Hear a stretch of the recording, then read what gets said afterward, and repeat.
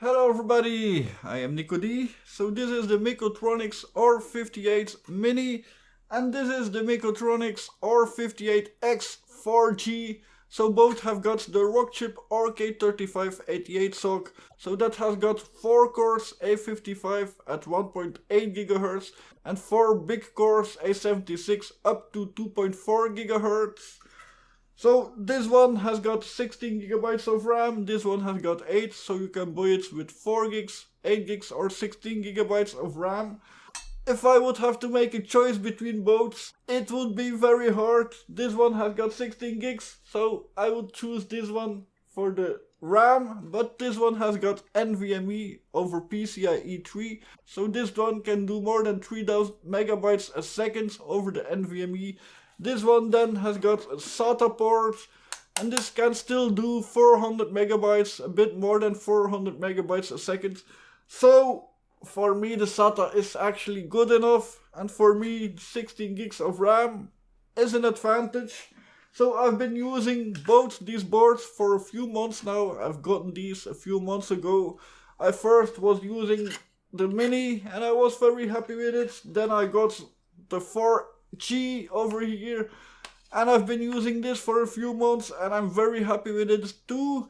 So I am running Armbian on it, Armbian from MonkaBlyat. So he's got everything pre-installed. He's got box 86, box 64, all the drivers, the blob driver, the pan fork driver, the VPU drivers. He's got Wine installed, so everything is pre-installed, so it is easy to work with. On the other one I installed everything myself, but both work very well. So I am very happy with these boards. They are my favorite Rockchip RK3588 boards. While I have the Rockchip 5B, I have now the Orange Pi 5 for the next video. I have got the Kada's Edge 2, I have got the NanoPi R6S waiting on the R6C to come. So I have got a lot of RK3588 boards, but these Mekotronics boards are my favorites. I also have got the Pro over here. This is for in a few weeks or maybe a few months. So these work great. There are just a few problems with them, but for me they work great. The Pro still needs a lot of work to get all the new things working, but that's for another video. So let's open them up. Don't turn them on, open it up. So here we go. So here we see them both opened. So first of all, let's start over here. So it is powered with barrel jack 12 volts. It has got one HDMI out, two HDMI outs and HDMI in, one LAN port. So let's go to the 4G. The 4G has got two LAN ports. It has got one DP, one HDMI out and one HDMI in. So this has got one more HDMI out port. There is a DP port over here. This one has got a DP port over here. But a difference is they both have got USB-C over here. So USB-C. But this one can do DP over USB-C, this one cannot do that. So this has got HDMI, it has display ports, and then it has got USB-C for display. So let's put them next together. So one big difference you immediately see is of course the M.2 slot, so with the NVMe.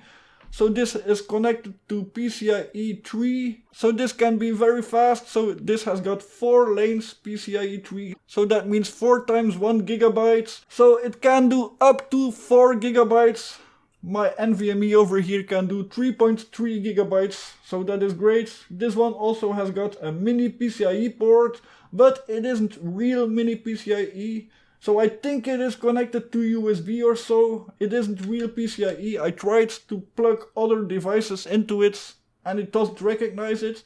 But this is used for the 4G module.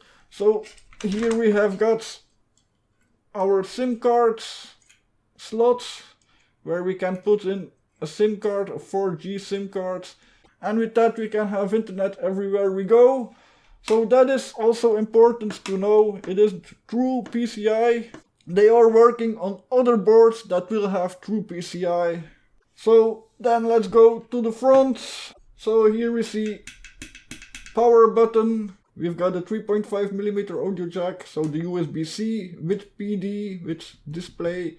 2 times USB 2 type A and 1 time USB 3 type A. So it also has got USB 3 over the USB-C.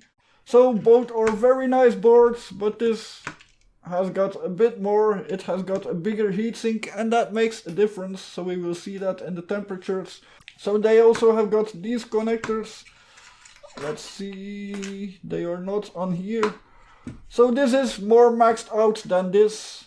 It is strange this doesn't use the PCIe 3, but it still has got the RK3588, not the S version. At least that's what they say on their website. So they are pretty, they are nice. This one has got full-size SATA port and also a power connector for SATA, while this one has got a ribbon connector with SATA and power for SATA, so that is handy. There is also a plastic version of this. It is the same board but with a plastic case, and on top of the case there is room to plug in a SATA SSD or a SATA HDD. So first let me show you all the RK3588 boards that they make. So let's start with this, the R58-Mini PC main board. So this is the same as my Mini, but it doesn't have got a case. Then there is the R58-Mini plastic. So this can be handy because it has got room for a hard drive or an SSD. Then there is the R58 Armor. This is armored to the teeth. So this is an industrial version. Then there is the R58 Mini PC Aluminium, the one that I've got. I'm not gonna show that. Then we've got the 4G, also one that I've got. Then there is the R58X without anything else.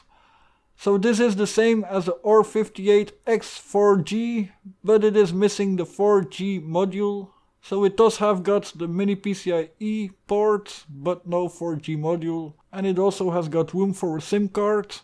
So maybe you could buy a 5G module for this and have 5G instead of 4G.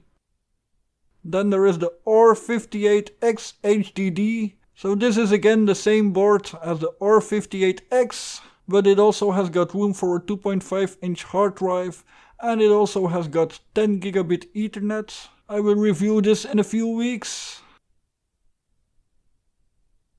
And then as last, there is the R58X Pro. So I've got that one too. So it is the R58X, but with all the ports populated. So instead of the NVMe, there is 10 gigabit Ethernet. There is an SD card reader. There are 2 extra USB 2 ports. There is a digital display and also a big volume knob. This is truly maxed out. But I've got to say, all the extra things don't work yet, so we are looking to make it work. I will review it when things work. But for now we are gonna focus on the R58-Mini and the R58X-4G. So to download their software we go to support, and there we can choose between R58's Mini PC, then Mekotronics R58X, 2023 version R58X-4G, R58X Pro and R58X HDD. So there used to be another version of the R58X without the mini PCIe. So for that there is the Mekotronics R58X and R58 Armor firmware. Now all the X boards are the same. So let's go to the firmware for the R58 Mini. So here we have got Android. So this is Android TV12. It works pretty well. I've used it on the Mini. There is one problem. I couldn't change my keyboard layout. So I had to use QWERTY while I have an AZERTY keyboard. But otherwise it is very functional. It is great for gaming. It can do PS2 games, but not all of them run great. I will review this in another video for Android on the Mekotronics boards. Then we have got Ubuntu. This is Ubuntu 20.04, so not 22.04. So it is an old version. For me it isn't that useful because I cannot use the repos for the Panfork GPU driver and for the VPU drivers. But it can be handy for people who have legacy software that runs on Bionic. Then we have got the Debian software. So Debian runs great on this. There used to be a problem, they fixed it in the latest version. So this has got the Wayland blob. It is good for server tasks, but for desktop I do prefer Armbian Jammy. Then there is also build root for the R58-Mini. And we have got the mini upgrades tool. So this is the RKDevTool. And the instructions and reference video. I just made an instruction video on how to install software on the Mekotronics boards. And the links for Armbian are also there. I will also put them in the description here below. So this is one of MonkaBlyat, his Armbian images. I like it a lot. So do know it is still using kernel 5.10.110 Rockchip. So this is a dirty kernel. This is not mainline, has nothing to do with real Linux kernel. For my tasks I don't care that much. But for important production tasks this can be an issue. It isn't safe, but the mainline kernel will come for these devices. So let me show you what I've got installed. So Balena Etcher is installed. Here in games I've installed PPS SPP of course, and there is also the Steam clients installed. Wine is installed with the Wine desktop. And in graphics I've installed Blender and GIMP of course. And for internet the Chromium browser is accelerated. There is ARM-Cord, so a Discord client. Then for sound and video we have got NicoD and also OBS fully accelerated. I will make another video about OBS on the RK3588. So NicoD is fully accelerated. And then the system tools and utilities. And here we've got my own installation on the R58X-4G. So this is also an image from MonkaBlyat, but I installed everything myself. So let me show you NeoFetch on this. This was right before I started to make this video. So as you see, this has been on for 18 days and 15 hours. So I can say it is pretty stable. The only problem it has got is that it's starting to use more and more memory the longer it has been on. So right now it is consuming 3.9 gigabytes while nothing is open, while normally on a fresh boot it would be 2 gigabytes.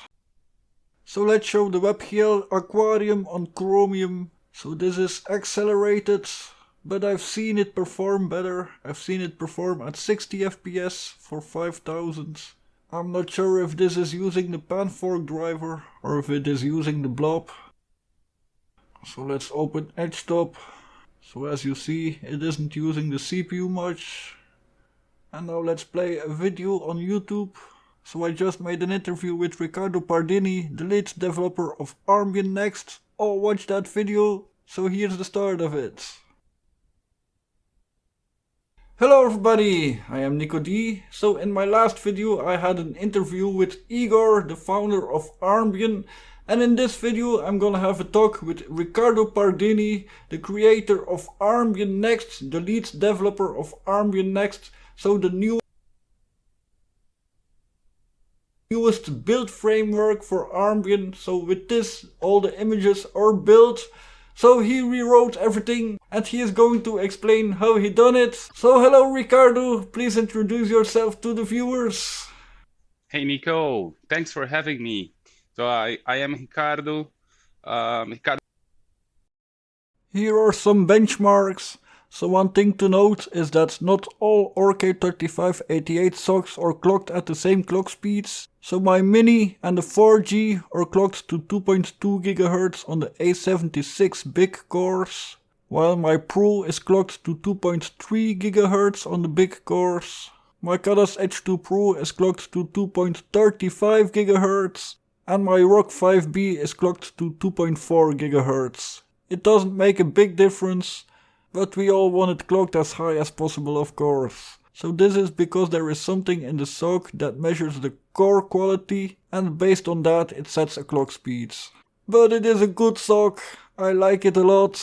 I wouldn't want to live without it anymore. So I tested Debian Bullseye with XFCE4, so X11. I tested their Debian Bullseye with GNOME Wayland. I tested their Ubuntu 20.04 X11.